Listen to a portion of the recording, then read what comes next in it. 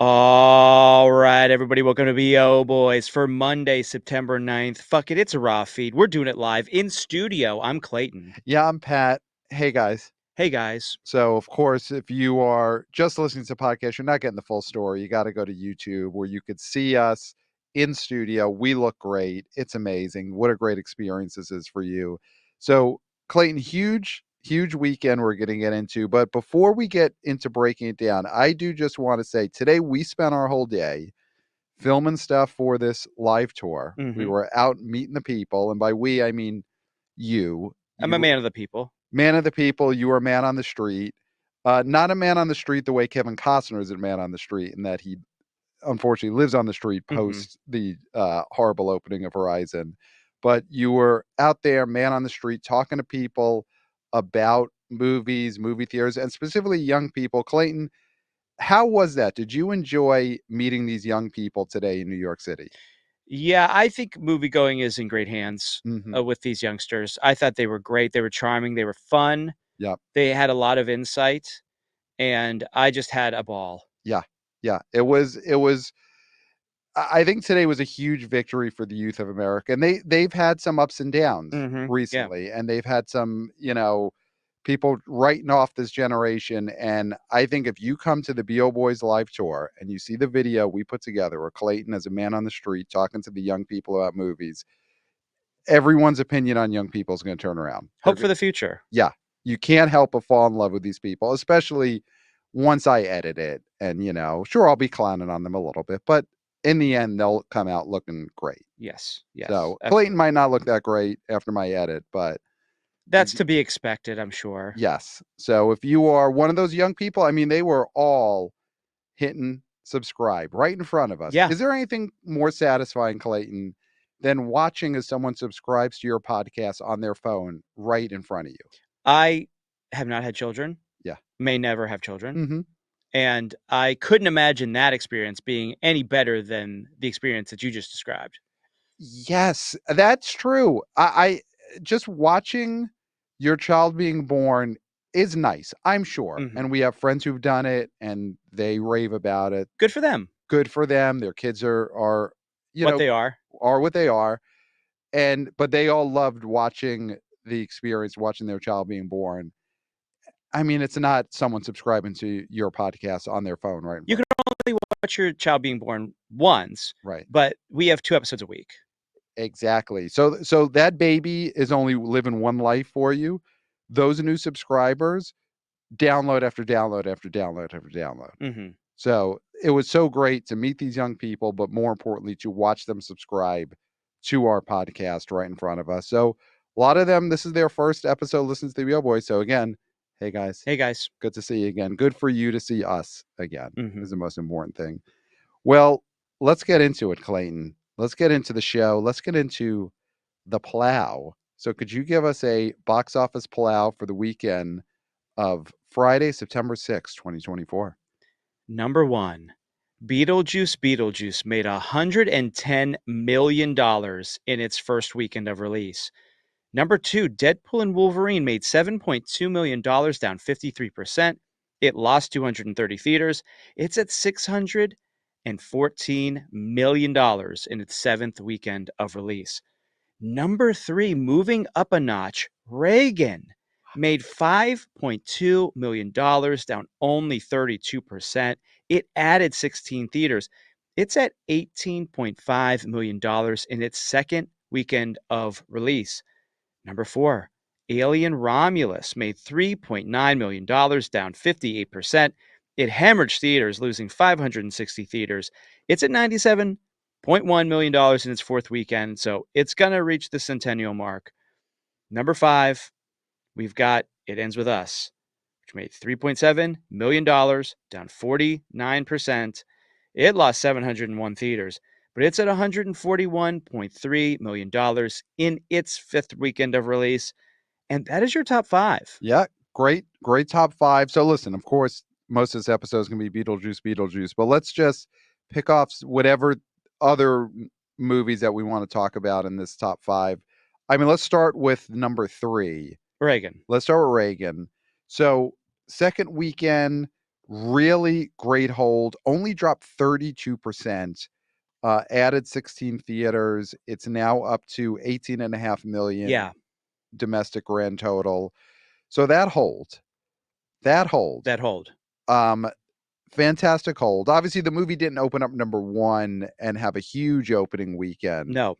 so it needed to hold, but it did. It Mm-hmm. did what it needed to do. This wasn't a 84 election for Reagan, where it only lost Hawaii. It did lose more than Hawaii, Mm-hmm. but fantastic hold. Anything off the top of your head that contributes to that? And here's to say, this is the opening weekend of the NFL, and I would have thought that would have done some more damage to Reagan, but it didn't. So what do you think happened here? I mean, I do think that there is an older generation that might not necessarily be into the NFL as much as they used to. Okay. And I think it's because NFL is very popular and it's always been very popular, but it's very popular for gambling. And Okay. I think the oldsters who are going to see Reagan are maybe more on a fixed income. And Okay. so their gambling dollars are not available to them the way they would be if they were younger. Yeah. And I think that's the thing is they're not rooting for their teams anymore. They don't care in that direction, and they don't have the money to gamble. And they're not in fantasy leagues. They're These not in fantasy older leagues. Reagan moviegoers, they're not in fantasy football. They don't have the money to gamble anymore. No. So honestly, if you're not in fantasy football, you're not gambling, you're pretty checked out. Exactly. Yes. Yes. And they're not the Taylor Swift fans that watch football games just to see shots of Taylor Swift during the No. game. No. I don't think the plus 55s, the mega oldsters, as we Right. call them, are Swifties. Okay. So, I mean, I think that is a main reason. Yeah. Why do you think that Reagan is held so well? I mean, I think word of mouth travels slower with these oldsters. Mm-hmm. With the youngsters, they're speed of light. Yeah. They're texting each other. They're seeing it on TikTok a month before anything happens. They already know about it. They're tired of it by the time it Mm-hmm. happens. Mm-hmm. Oldsters, Reagan came out last week. They probably had no idea. And the people who did see it opening weekend, they're either on a text thread with their friends, or more likely, I think there was some snail mail that was coming in during the course of this week telling these oldsters to go see Reagan. What about an email chain, a chain mail from email? Those ones that would be like, "Go see Reagan this weekend, or you will have bad luck. Forward this to 5 other people." I mean, it's Mhm. possible that show. What is the studio who put this out? Who uh, Showbiz Direct. Showbiz Direct. I mean, if you did a chain Right. email, Right. I mean, I think that would work. There are people that would, if I got an email that said, "See this movie, or you have bad luck, and send this to 5 people," I'd do it because why not? Right. Why risk it? And you're not even that old. No. I mean, these people who are into Reagan, they are so old that if they got a chain email saying you must go with 5 friends to see Reagan or your gout is going to kill you, Hmm. they're going. Yeah. They're taking that deadly seriously. Yeah. Absolutely. So yeah, and you're not going to get those they're not getting those chain emails before opening weekend. No. It took them till this week to finally open that email. Yeah. Absolutely. Yeah, I think that's it. I do think a lot of the marketing doesn't reach the oldsters until this late in the game. You know, I could see maybe there's like ads on the sides of like milk cartons or something that were taken out, and these oldsters, they drink old milk. So they're not pulling out the new carton of milk to see that ad until this week. So instead of missing kids on the side of the milk carton, which used to be the Used to be. case, this is you're missing out. And then Yes. Reagan's face. Yeah. And it's then Reagan and then theater information. Right, Yeah. right, right. But it's like they old people don't drink milk until it's long expired. Hmm. And I think they're not seeing that Reagan ad on these milk cartons until now. Yeah. I mean, that's the thing. It's like that it famously, the oldsters, like you said, it takes them a while to catch on to something. Yeah. Which And is great. Good for them. yeah. Maybe there is something to not knowing about things early. Hmm. Yeah. So I think good on them for finding out about this late and acting on it. Will this continue to have legs? Yeah, I think that, It's not like they're going back to school. right. These oldsters are not going back to school. Nothing changes for them. That's No. true. Season to season to season, it's all one long day if you're an oldster. Yes, one long, grinding, gray day. Right. And day, night, none of it means anything. You're falling asleep in the middle of the day, you're wide awake at 3:30 a.m., which is great. Again, You're having good for dinner them. at 3 p.m. Yes. Who knows what the day is when you have dinner at 3 p.m.? Right. So they could see a movie at 11 a.m. They could, if you're an old person, you could see a movie at 2:30 in the morning because it's all one long day. Stretch. Yes. Yeah. Yeah. So I think, it would, on the surface, you would think, why play Reagan in the middle of the night? But I do think a 2:45 a.m. showing is a great time to be showing the Ronald Reagan movie. Because for these oldsters, They're up to pee. They're getting up to pee, and then why not just wander outside your door, keep wandering, and you find yourself in a movie theater and you go see Reagan? Why not take advantage of these old people who stumble out of their house in the middle of the night? Yeah.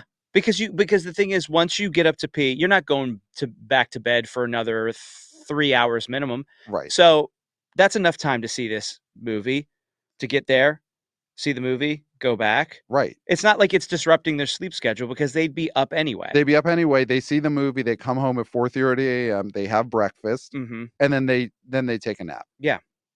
So yeah, I think movie theaters, if you want to really capitalize on these old people and continue to have great holds, you got to get middle of the night showings. You got to capitalize on the middle of the night pee breaks. Yeah. Where these oldsters, and again, this is all great. They get up, they pee. It would hurt too much to get back into bed at that point. Give them a Ronald Reagan movie to pay for. Perfect. Yeah, I do think that this movie could continue to hold because, we're going to talk about Beetlejuice. I don't think that's the same audience. I don't think that movie takes anything away. You look at the slate for September, which we went over with the legend Scott Mendelson in our last episode. None of those movies really seem like direct Reagan competition. No. The Transformers movie obviously isn't. Nope. The James McAvoy horror movie, See No Evil. See No Evil. I don't think that is. I think this is a month. Speak No Evil. Speak No. See No Evil. Is it See No Evil? See No, because it's, remember that. Blink Twice?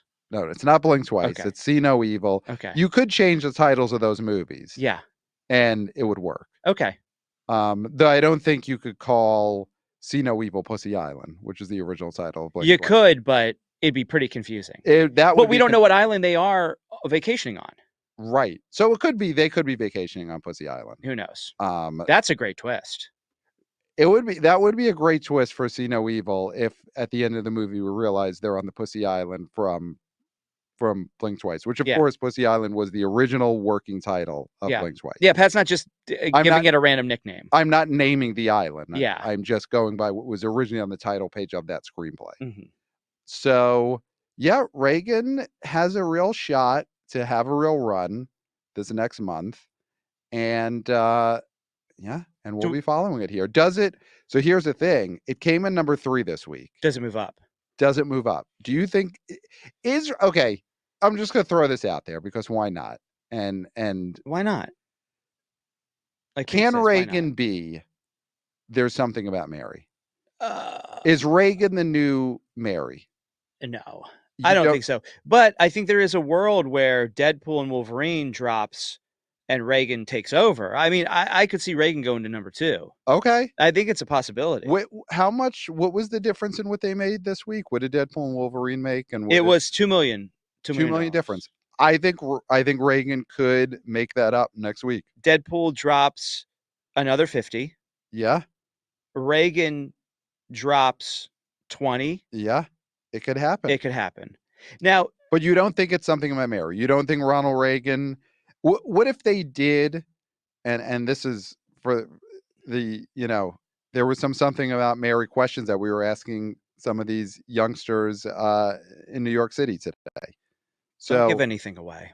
Do you think this week they should do some TV spots or some, sides of Metamucil packages or whatever you're advertising to the oldsters, where you get Ronald Reagan, but you give him the famous Something About Mary hair gel hairdo, and you're trying to put that out there. There's something about Reagan. There's something about Reagan. This could have. There's something about Nancy. I mean, do you think you do it with Nancy, or is Nancy not recognizable enough, or is that disrespectful? I think it's listen. When it comes to box office, there's no such thing as disrespectful. Okay. But I think he's the face that you're selling. Okay. Not Nancy Reagan.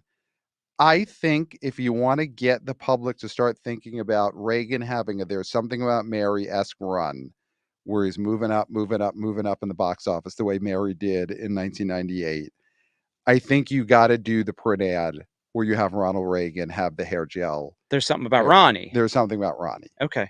Yeah. I love it. I think because then it's like, okay, I want to be part of this run. I want this movie to go up. That could be a thing that you start putting in the public consciousness. Do we want to move on to the other crusty old dead dude? Let's move on to the other crusty old dead dude. I mean, Beetlejuice. We saw it together. We did. So before we get into the numbers on this, let's start from a personal place. So, and we may have new listeners who have not heard this story. That's what I'm. You know where I was going. You're not asking me to do this just because you love to just bask in my awkward interaction from how long ago would that be? This would have been, the movie came out 88. Yeah, this is 36 years ago. 36 years ago. So no, I'm not here trying to embarrass you. Obviously, I've got a whole video where you're in all the footage to edit. So that's my opportunity there. This is just purely for the show, for new listeners who may not have heard this anecdote. Okay. Clayton, could you tell everyone what your relationship to the original Beetlejuice is, seeing in the movie theater? Catch us up. When I was 7 or 8 years old, I went to see Beetlejuice with my babysitter, who I was in love with. And I wanted to see it because I thought, oh, Michael Keaton, hometown guy, Berg guy, Yinzer. This will be fine. I know it's maybe a little bit scary, but I'll be able to do it because I got to be strong for the woman I love. Went to the movie, sat there, sandworms show up. I got too scared. And I turned to her and I say, I'm sorry, I'm too scared. We have to leave. And the look in her eye was of such disappointment and such hatred towards this 8-year-old who she must have thought was the biggest wimp in the world. And she said, well, I already paid for the tickets. And I said, I'm sorry, I can't watch this. Right. She grabs my arm and she yanks me out of the movie, and she never looked at me the same ever again. And I think it's affected my relationship with women for the rest of my life. Right. You would say, I mean, that experience of Beetlejuice, that negatively affected every It's why I'm a lifelong bachelor. Yes. Which we all know I'm a lifelong bachelor. Yes, of course. It's even people who are listening, this is the first 5 minutes they've ever listened. They can tell. They could tell. Before that story, they could tell, oh, lifelong bachelor is talking right now. Yeah. So that was your Beetlejuice experience. Yeah, my Beetlejuice experience was, I went to see in the theater with my mom, and I loved it. I had a great time, and was excited to see it again as soon as we got the home video release. Yeah. So it's slightly different. I just went. I wasn't scared, even though I am a year younger than you, despite us graduating college. Look up the laws. You looked up the laws in Pennsylvania. I don't know why you still bring this up. So yeah, it would have been illegal for me to go to kindergarten when you went to kindergarten. It would have been, even though you were a full year. They would have thrown my parents in prison if you had just gone to kindergarten at. If I would have set foot in kindergarten at that age. Yes, absolutely. Okay.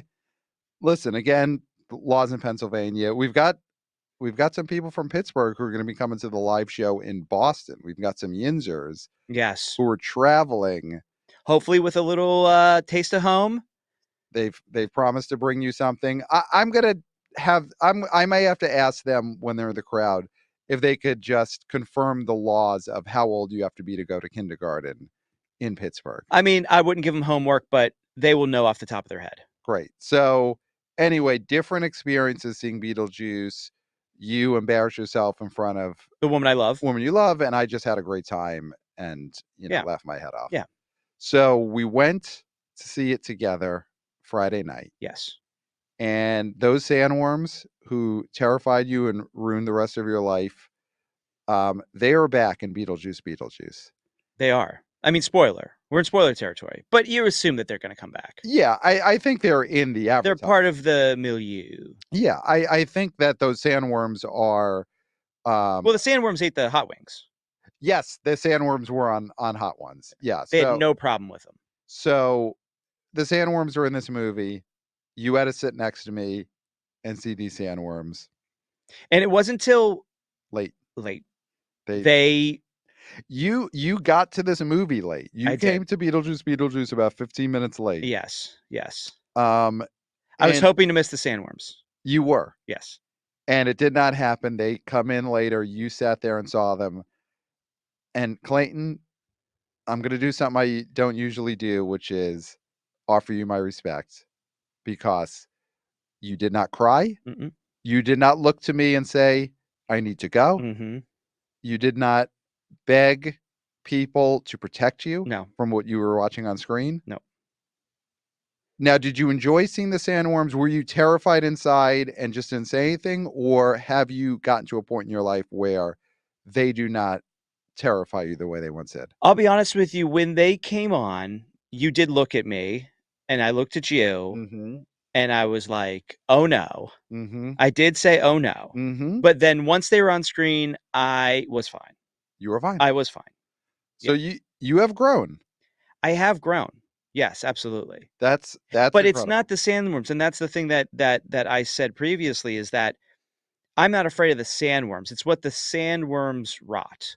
It's the look in my babysitter's eyes that haunt me. Right. Like we were talking about popcorn buckets, and one of our great wannabe boys sent us a picture of what was going to be the sandworm popcorn bucket, and said, is this the thing that's going to keep you up at night? And I said, no. If they made a popcorn bucket with the eyes of my babysitter staring deep into my soul and just judging my ability to I guess my masculinity, even that would be the most terrifying popcorn bucket. Yes. But that's such a niche audience. It would be, I mean, it's mainly me buying a lot of them. Mm-hmm. Like if Warner Brothers had decided, instead of one of the characters from the movie, they were going to have the novelty popcorn bucket just be a bust of your babysitter. They're selling me a lot of those because I'm probably buying 20 or 30. Yeah. To just always have in different places where you go in your day-to-day life. Yeah. But that's it. It's probably no one beyond me is buying them. And I guess she would. Like, she would buy one. You'd have to if it's because it's her. It's her. Yeah. Like, anyone who has a studio make a novelty popcorn bucket of their head and they're not famous, they have to buy them. Well, they would have to clear it with her. Yes, they would have to clear it. Like, the studio would reach out and be like, do you remember this? And she'd be like, yeah, that wimp. Right. That I used to babysit. And she'd be like, yeah, make a lot of them. Make a lot of them. Yeah. I hope he sees them. Yeah. For what he's ruined my life too. And he owes me $6.50. He owes me $13. We're not doing inflation on the show. We don't do inflation. So I probably owe her like $16. Yeah. So they did not do that. They did the sandworm bucket, and that didn't terrify you. No. Great.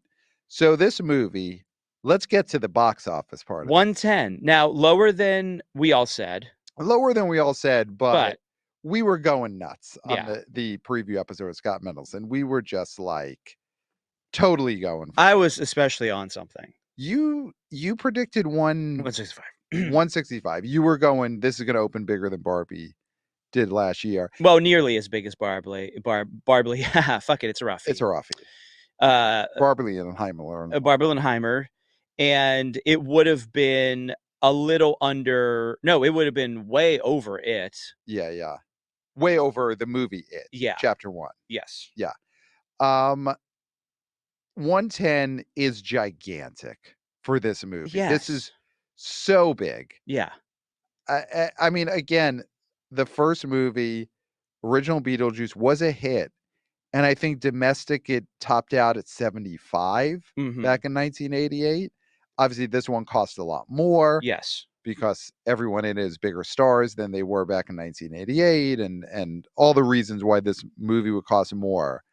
But at 110, this is such a best case scenario opening for when they greenlit this movie a few years ago. They did not greenlight Beetlejuice and expect it to open to $100 million. No one could have. I mean, you were very early on it. Very early. Like I've been big on this and saying $100 million opening weekend pretty much since like a year ago. Mhm. I just thought everything was lining up for this movie.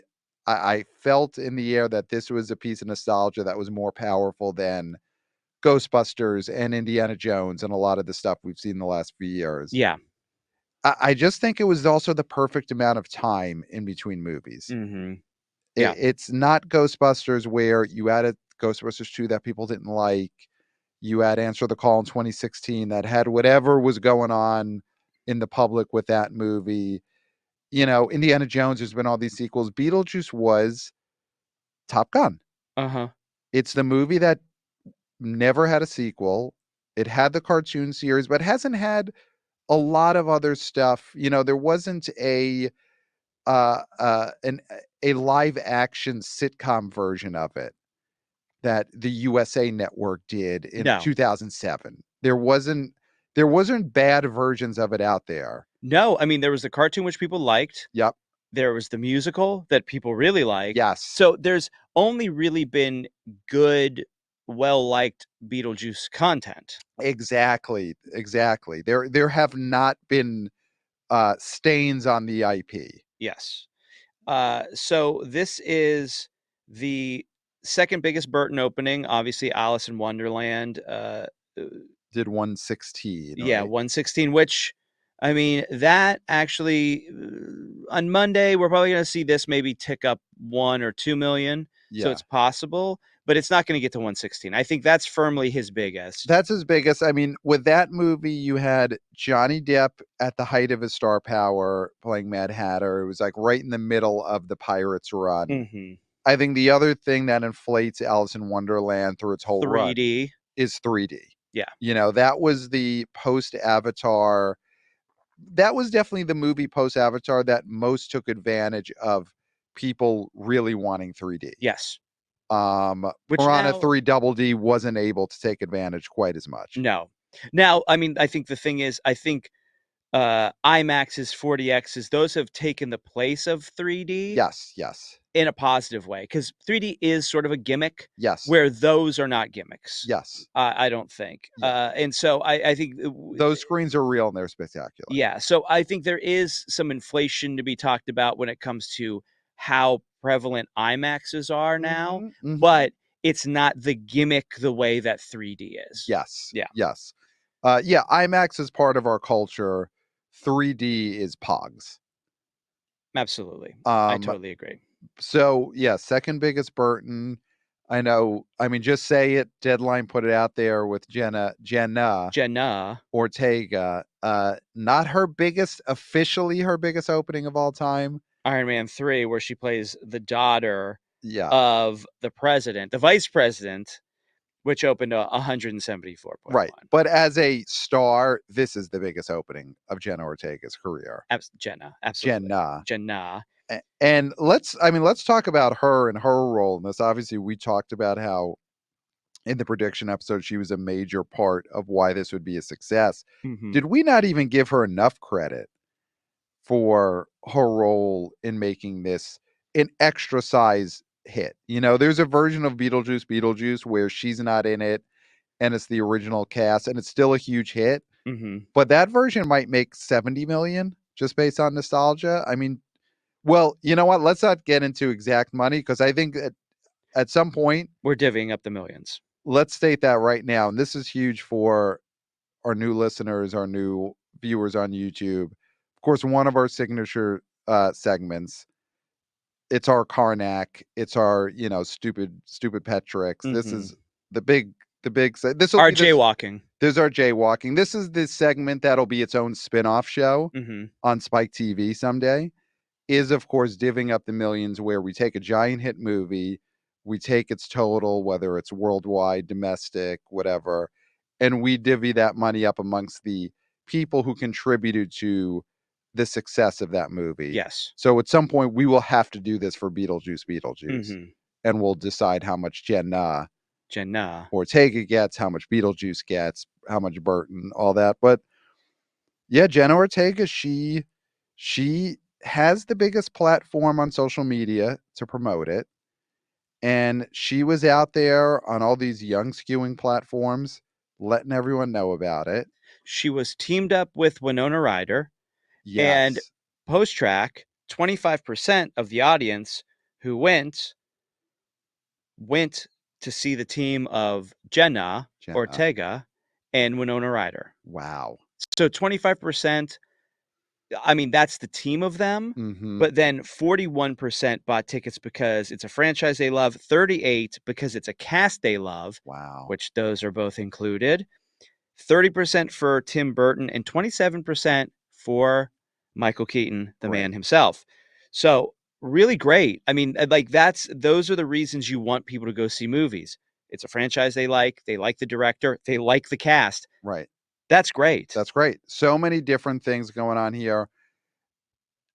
Throwing this out because the Winona Ryder Jenna Ortega combo is perfect. Yes. You know, in a lot of ways, she is your modern day Winona Ryder. Mm-hmm. There is a version of Beetlejuice that if this gets made 5, maybe 10 years ago, let's say 10 years ago, and your same basic storyline, you're looking at who's Winona Ryder's daughter. Mm-hmm. That's the modern version of Winona Ryder. Do you know who was getting that role 10 years ago? Aubrey Plaza. Yeah. And listen, she's doing great. Mm-hmm. She's got My Old Self, My Old Ass movie coming out. Probably won't be as big as Beetlejuice, but it's a title problem. It is, yeah. My Old Ass. Ass is in it. Yeah. So of course. Do you have to put the double asterisks or the double dollar signs on there in certain markets? Yeah. Yeah. There's certain newspapers that the print ads, you have to put the double dollar signs for My Old Ass. But yeah, there is a time when if Beetlejuice gets made earlier, that Aubrey Plaza is in the Jenna Ortega part. Yeah. And is in a movie that's opening to, $100 million. Mm-hmm. Which, again, she's doing fine. But I wonder if there's a small part of her that sees this opening weekend, listens to the B.O. Boys, and is like, yeah, that hurts. That hurts a little bit. Yeah. But here's the thing. Coming off of this movie, there has to be Beetlejuice. You can't say it, though. I won't say it. Everyone knows what the title of movie number 3 would be. Yeah. I think there's a value add you could bring in is cousin Aubrey Plaza. Yeah. Yeah, why not? Yeah, or older sister that hasn't been mentioned or whatever. Mm-hmm. So this movie, opening huge, Michael Keaton. Hasn't missed a step. Well, we're not critics, huh? But we did see this movie. Yeah. And I come into it as, I'm a giant Beetlejuice fan. It is, I think, one of the best comedies ever made. Mm-hmm. And you, when you got older and did sit down and see the movie, do you like the original Beetlejuice? Yes. Yeah. So we love the first one. And you come into a movie like this with the hope of, don't ruin it, because that's a dumb thing. The movie is the movie, the first one. But hoping that it's not going to ruin my childhood. Although it sort of ruined the first one did ruin my adulthood. The first movie ruined your adulthood, but I still say that is not as bad as when current adults say a sequel to a kid's movie ruined their childhood. Yes. Because you can't retroactively ruin someone's childhood. No, you're right. It has to happen in the moment. It has to happen in the moment. Yeah. Ghostbusters Answer the Call did not ruin anyone's childhood. No. Your parents could ruin your childhood, but they have to do it then. They have to do it then. They can't do it now Yeah. and retroactively ruin your childhood. Mm-hmm. But anyway, we love the first Beetlejuice. Come into this, and we're hoping it's not bad. Yeah. And I mean, also, I thought obviously this movie is all over the place. Mm-hmm. It is not the first one, but it is a big sigh of relief. It was very fun. It's not winning any screenplay awards, No. but it gives you what you want. Mm-hmm. You know, it's got that Burton magic, if you will, with the set design and all of the, you know, the town and the house and the sculptures are there, and the afterworld still looks cool, and Yep. everybody's gruesome deaths. That's all good looking stuff. And I think it's just really, you see a director and a cast having fun. Yes. And I Yes. think that's important. It could have been all about the mythos and the lore. And it Yes. really wasn't. Like, there was It a is. few things, Mhm. but other than that, it was just, let's have fun with this concept. It is not Ghostbusters Afterlife, where it is a schmaltzy, totally different genre than the original movie. Yeah. Like Beetlejuice is just only a comedy. Mhm. It is a horror comedy. Yeah. There is no fake emotion in there. No. There is not the Harold Ramis ghost. No. So it is the same type of movie as the first one, but the main thing is Michael Keaton, like you said, has not lost a step. Nope. He is still great. He's hilarious. Does not look any older. The makeup obviously helps. Being in the Beetlejuice, he could play Beetlejuice 5 more times. Yes. Into his 90s. Yeah. And he'll look the same. Mm-hmm. If anything, look more fitting the older he plays. The more decrepit he becomes. Yeah. Yes, absolutely. Which we don't hope for decrepitude. No. But it is inevitable. It is inevitable. We all will be decrepit. Mm-hmm. If you live long enough to be decrepit, that is the best case scenario. Oh, yes. Yeah. Coming out of this movie, you did throw something out there because, looking ahead at the Oscar season, Mm-hmm. and there are just no slam doink Oscar movies coming up. Nope. There's probably a lot of good movies, but this is not a super strong Oscar year, it seems. No. I mean, give me your case. I wrote about this on the BO Boys Substack before the movie came out, but then coming out of this movie, you did have a prediction. Best Supporting Actor, Michael Keaton for Beetlejuice. I think the situation is that he's well liked. Mm-hmm. I think he's at the peak of his popularity when it comes to fans, but also the industry, because he's been making money for people. Mm-hmm. And even when he doesn't make money, say like in The Flash, it's not his fault. Right. Right. So I think that you got that going. I do think Eddie Redmayne stole that Oscar from him years and years and years ago. Yes. For Birdman. Yes. I mean, famously, Keaton had his speech in his hand. What a good speech. And when they cut to Eddie Redmayne coming on the stage, you see Keaton slip it into his jacket pocket. One of the saddest moments to ever be caught on camera. Yeah. And I think this is a makeup. Not that he wouldn't deserve it, but I think people are feeling bad that they nominated Eddie Redmayne and he won, and then they nominated him again. And I think they're thinking, we can make this up to Mr. Keaton, who is a perennial star, who is helping revitalize the box office. I mean, I think that goes a long way. When Tom Cruise came out with Top Gun Maverick, felt like all was forgiven. Right. Right? I mean, not that he wasn't still a big movie star, but it really felt, here we go. This guy is making us money. We love him. And Keaton is making them money. Now, Jen Na is a reason. Tim Burton is a reason. But Beetlejuice is Beetlejuice. And Michael Keaton is Beetlejuice. Yes. Yes.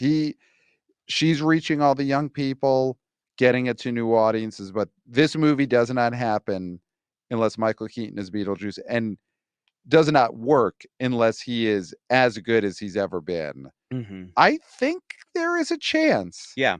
I do agree. I think that there is a chance he's in that conversation. Obviously, if there was that one dramatic scene that worked, Mm-hmm. where Beetlejuice does open up and tug at the heartstrings, I think that would probably put him over the top. That doesn't exist. This is not that type of movie, nor should it have been. Mm-hmm.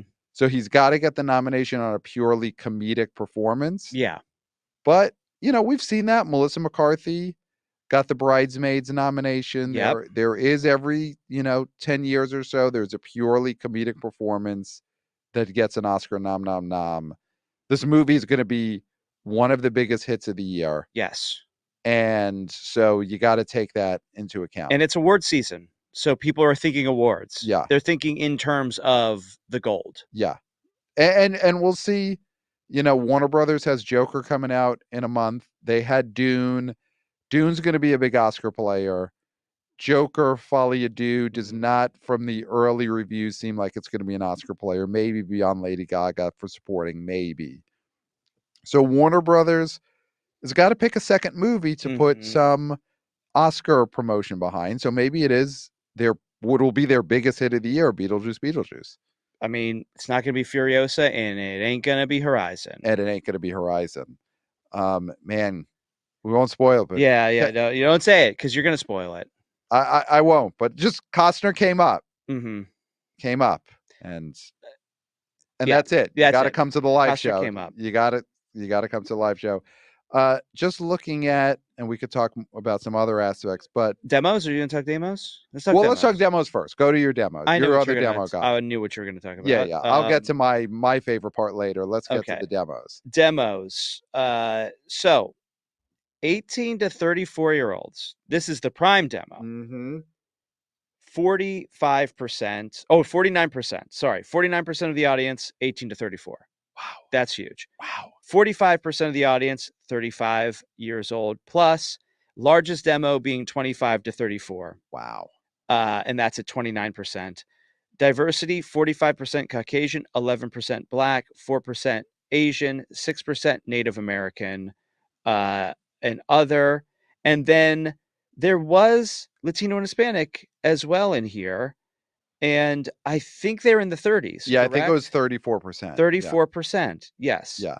So, I mean, another great showing from that demo. Yes. Just killing it this year. Yeah. Killing it. Absolutely. So, yeah. So that's great. I mean, that's the kind of demo breakdown where I wouldn't say it's the most diverse demo breakdown, but for a big, 80s IP movie, that's more diverse than you're usually going to get. I would bet right here that that's a more diverse demo breakdown than we got for Indiana Jones and the Dial of Destiny. Yes. A year ago. Absolutely. Yeah. So yeah, everyone wants to see it's more female skewing than male, which again, for a movie like this about a, comedic demon from the 80s, that's again the Jenna Ortega factor that so many women came out to see this. Yeah. Let's though get into my favorite part of any big movie is the brand partnerships that the movie brought in. Because of course, box office is the most important thing, but second most important is who are the brand partners? Because brand partners also lead to box office. Yeah. You're getting awareness by what kind of car you're partnering with, what kind of toothpaste you're partnering with. Those all bring in people. So, here we go. So let's see.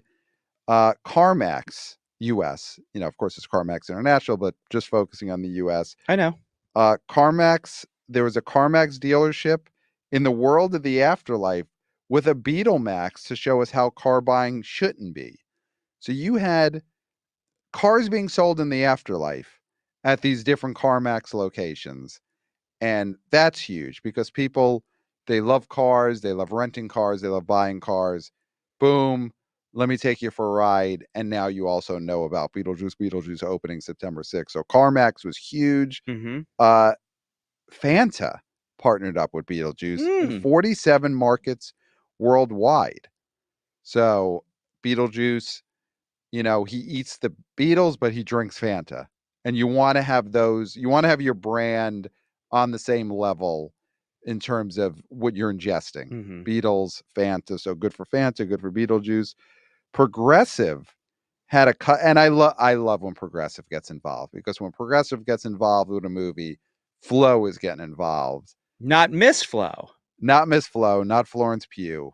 Flo, the original Flo. OG Flo. OG Flo from Progressive, and her Superstore squad, because, They are Flo, a big part of it now. yes, Flo cannot be in every frame of these No, commercials. she was holding it together for too long. Good for Progressive Flo for asking for help and receiving it. Well, she is just so rich. She is not going to be able to give the time needed to be in every frame of these commercials. Or like the number of S's that she needs to. Yeah. Like she doesn't have as many I was going to say shits to give. Okay, got because it. she's so rich. She's so rich. Flo's so rich. But Flo did partner up with Beetlejuice here.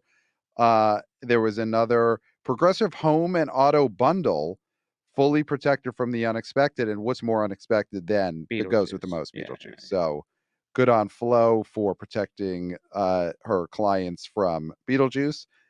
Denny's, man. And that is when Denny's gets involved, you're reaching everybody. And that's when the bugs that are just in Denny's restaurants come in handy. Because if a roach comes across your eggs over my hammy, they could just say it's a beetle. It's a beetle. It's part of Warner Brothers it's brand marketing. partnership. It's brand partnership. Yeah.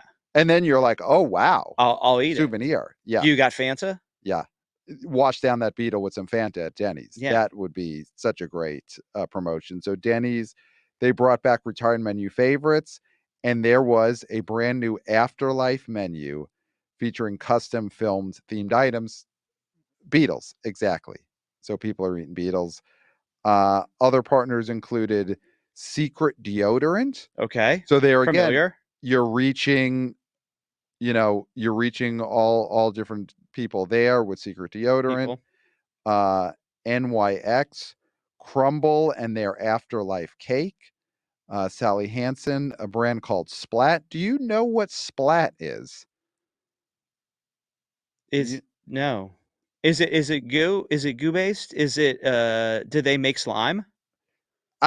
It would seem like it is they make slime, but Sally Hansen is nail polish. But it could be food. No, Splat is Splat Cosmetica, private manufacturing trading company that creates health products. I don't know if this is the Splat that partnered with Beetlejuice, but there is a Splat Cosmetics company. Why would you name? Okay.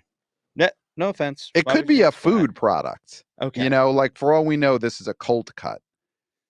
This is like a lunch meat called Splat that partner with Beetlejuice. Okay, yeah. I don't know. I don't know if this Splat is a lunch meat or if it is Put it on cosmetics. Your face. Yeah. I think it's bad that this partnership did not work because we do not know what Splat is. We don't know what Splat is. So, this would be the type of partnership where we're Beetlejuice fans who learn about Splat through the partnership. Yes. There's some partnerships where they'll learn about Beetlejuice through the Denny's menu. Oh, yeah. But yeah, we were supposed to learn what Splat is from being Beetlejuice fans, and that did not happen. Well, write us, email us, theboboyspodcast@gmail.com, if you know what Splat is, if it's a lunch meat or if it is some kind of lipstick. Let us know. For all we know, every one of our listeners is using Splat as they listen to this. Maybe Splat is it's hair color. It's hair color. It's hair color. Splat is hair color. Yes. Now that makes sense. Knowing Beetlejuice, you can have Beetlejuice. You can have the Beetlejuice hair color. You can have the Astrid hair color, who is Jenna. Yep, Jenna Ortega's character. Yeah. Okay. That makes so much more sense. Okay, so the partnership worked because live on the air, we now know what Splat is. Yeah. And all of our wanna-be-o boys, wanna-be-o girls, wanna-be-o people now know what Splat is. Yeah. It is not a lunch meat. No. It is hair dye. Yep. Great. Go out and buy Splat. Buy some Splat. Pour it on your head. Pour some Splat on your head while you listen to the B.O. Boys. Butterfinger. We all know what that is. Natch. So Butterfinger partnered. I mean, man, Butterfinger from Bart Simpson to Beetlejuice. Just what icons. A history. Yeah. Icons. Got to get them together. Bart And Beetlejuice. Bart and Beetlejuice just Yeah. pranking each other. Oh, they'd get up to so much mischief. But in the end, they just put some Butterfingers together. They cheers Yeah. with some Butterfingers and stay friends. An Airbnb. Mm. What a natural. There, I would assume. Some of their places are already nightmares. Yes. I mean, you never go up into the attic when you're in an Airbnb. That's okay. That could be a great partner because anytime you get an Airbnb, there's always that locked door Mm-hmm. where the owners they put all their stuff in there. Yeah. You know, all the stuff that they don't want you to see, they don't want the cops to see. They Yeah. put it in that locked door. And Airbnb for the partnership, you just have behind that locked door, you have some like Beetlejuice noises. Uh-huh. Yeah. You know, or and of course, inevitably, when you rent an Airbnb, you get a hammer, you knock break the in. lock off. You always have to break into the locked room in the Airbnb. Because you might be solving a murder. Yes, you have to do it. Yeah. Or you can't find the paper towels. Yes. And you're like, they have to be behind this locked door. Right.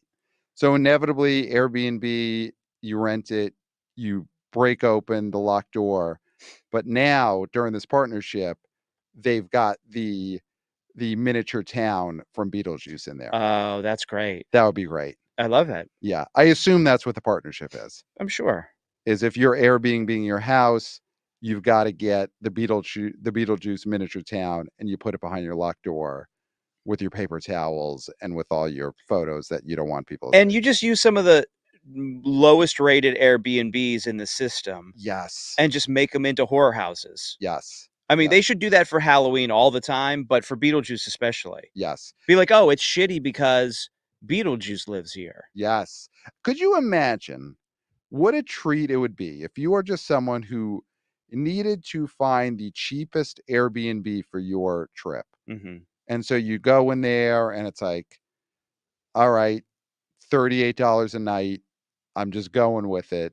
This is going to be awful. I'm going to be sleeping in a refrigerator, whatever it is. And you show up at your Airbnb and it's one of the themed Beetlejuice Airbnbs. Be amazing. It'd be amazing. Yeah. So that's the beauty of brand partnerships. Mm-hmm. Is it just brings the movie world into the real world. You go to CarMax, you're hanging with Beetlejuice, you're renting a cheap Airbnb in a, dangerous area. Mm-hmm. Boom, you're in a Beetlejuice world. That's great. Yep. That's what America is and should always be. So anything else you want to say about this opening weekend of Beetlejuice? No, I mean, I think it's got good word of mouth. Mm-hmm. I think it's going to hold really well. Yeah. Obviously, if it can make it to spooky season, I think it could do well there too in October. Yep. We'll see. If there is any extra footage, you gotta, put out that extra footage, Mm-hmm. re-release it in October at some point. I think this movie is gonna keep rolling. Yeah. Well, we did think that there'd be a chance there'd be a stinger in this movie, and of course, our brains are still slightly damaged by a decade of MCU movies. Mm-hmm. But so a huge movie. Our first thought is, will there be a stinger? There's not for this movie now, but that's the type of thing you could throw in there for a extra bonus version in the first week of October. Is here's some Beetlejuice outtakes that are going to come on during the credits. Oh, there's got to be some bloopers. Yeah. Yeah. So, this movie's going to be gigantic. There's other big movies coming out in September. September looks good, as we talked about with Scott Mendelson. But there's nothing that is going to eat away at this movie until Joker. Yeah. Yep. I mean, there's a chance Beetlejuice runs the table as a number one for the next few weeks. We'll talk about that on our weekend preview, but I could see it going 3 to 4 weeks in a row at number one. Yeah. Depending on what the Transformers 1 situation is in 2 weeks. Mm-hmm. But this is going to own the month for sure. So Burton's back. Keaton's bigger than ever. Jenna keeping the hot streak going. Jenna Ortega Another big franchise revitalization Mm-hmm. because Scream. Scream and now Beetlejuice. Yep. And neither of the, Beetlejuice was closer to a sure thing, but Scream without Jenna Ortega, there's a chance that reboot of Five Cream totally would have flopped. Oh yeah. And Yeah. she's the opposite of who am I thinking? Who ruins IPs? Chris Hemsworth. Chris Hemsworth. I will say though, I'm going to push back on the Five Cream because she was not known at that time. That she cannot get the credit for Five Cream. Am I retroactively You're making her more retroactively famous? giving her. Okay. Yes, she was a pretty unknown, but then she had X. Mm-hmm. She had Wednesday. She had a few other things. Miller's Girl, of course. Miller's Girl, the great. I mean, which is Buffo Stremo, I'm sure. Yes. So many people watch Miller's Girl, and it was Six that really benefited from the Jenna Ortega stardom. Yes. Because she was Wednesday by then. She was Wednesday by then, Yeah. and it's made the most money of any of the Scream franchise movies domestically because Jenna was in it. Yeah, but she is clearly the direct polar opposite of Chris Hemsworth. Yes. The man who you put into a franchise and you kill the franchise. You kill Men in Black. You kill that version of Ghostbusters. She should go around doing. I mean, I would love to see her in a Men in Black. Yes. Just to really show that nobody wants Chris Hemsworth. Yes. I have nothing personally against the man, but I do think it'd be interesting if you put Jenna in those franchises he killed. Yeah. Put her in Mad Max. Put her in Mad Max. Yeah. Yeah. Yeah. And you're right. We have nothing against Chris Hemsworth. Listen, we invite him. Come on the show. Come on the show. Come on the show. Chris, you're promoting your Transformers movie right now. You can come on the show and talk. I mean, that's going to be the real test, because if he's able to kill off a cartoon, action toy franchise just with his voice. Yes, without even the punum. Without even the punum. But yeah, come on the listen. There's a lot of people who you wouldn't think would do podcasts or are doing podcasts right now to promote whatever it is they're doing. We won't get into it. Yeah.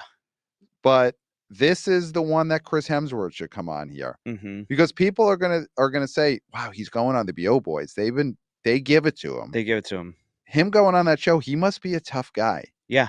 He must be, because we know he's tough like this. We know he's tough with the muscles, but that's that's chicken and broccoli. Is he tough with this? Right. And is he tough with this? Is he tough? And of course, you got to watch this on YouTube, because he's pointing at his heart. Yeah. When he's asking, is Chris Hemsworth tough with this? Yeah. He's pointing at his heart. So come on the BO Boys.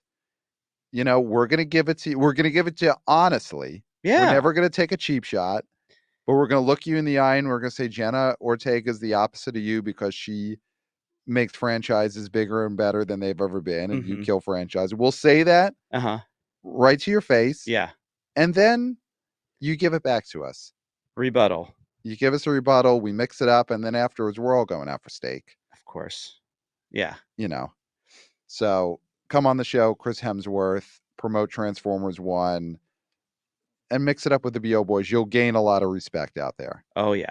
100%. So, yeah, amazing weekend for the box office. This was fantastic.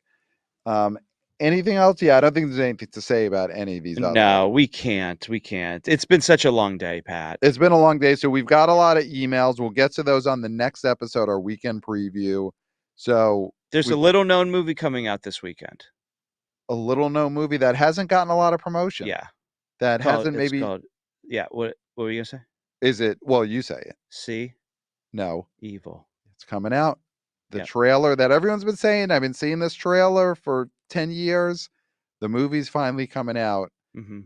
I do. Well, we'll talk about in the weekend preview. I do think the whole I can't see this trailer anymore is a bit of an internet meme. I think it's just a trailer that tweets aren't ticks. Yeah, tweets aren't ticks, and snarky tweets about trailers aren't not ticks. Yeah. So we'll get into that on the next episode, but we've got a lot of emails. We'll get to those on the next episode. So we've got some sitting in the chamber there. Send us an email, theboboyspodcast@gmail.com. Let us know what you think of Beetlejuice. And Reagan. and of course this Reagan hold and Jenna Ortega versus Chris Hemsworth, whatever you want to email us about, we'll get to that. We'll do a mailbag segment for sure on the weekend preview episode in a few days. Of course, follow us on social media. We're on Twitter X. We're on TikTok. Clayton, we got to get on Instagram. Got to get on IG. Because we were out there mixing it up, man on the street with the youngsters after every interview, and they had a great time. Yeah. And they were asking, what's your IG handle? Can I follow you on Instagram? So we had to say no. We had to say no. We had to give them email addresses. No. I'm showing them the Spotify, but they're subscribing, so it's great. Subscribing, yeah. But they all want to follow us on Instagram. So, wanna be our senior intern Christopher? We're going to be starting Instagram. Yep. I feel like Twitter X is the one that maybe could start to fade out. Just cut out the X. No one today, no youngster said, "Are you on Twitter X?" You're on Twitter X. Yeah. None of them asked that. They said, "Where's the podcast?" Instagram, TikTok. We would say that, and they were like, "Okay." Yeah. But it was no one brought up Twitter X. No. So that might be the thing that's it's gets cut loose. Yeah, because you don't want Christopher to have to upload the same video to 3 places. It's got to be 2. 2. So, but for right now, we're still on Twitter X, so you can follow us, the BO Boys Pod, on those social media handles. 5 stars in Apple Podcasts. The live show tour, October 8th in LA, Scott Mendelson and Jeff Bock. October 22nd in New York City, the Homecoming. That's going to be gigantic. Yep. So, again, of course, all our new listeners, people who listening to the first time because they saw us in real life today, October 22nd, New York City, Parkside Lounge. Link in the show notes to buy your tickets. And then, of course, November 16th in Boston, Kirk Minihane. This show is going to be massive. Massive. It is. The venue is jam-packed. So if there's still tickets available, buy them right now because this will be a full, huge venue sellout by the time we get to the day of the show. It's going to be gigantic. People are bringing Clayton cookies from Pittsburgh. Yeah. So across state lines, cookies from across state lines.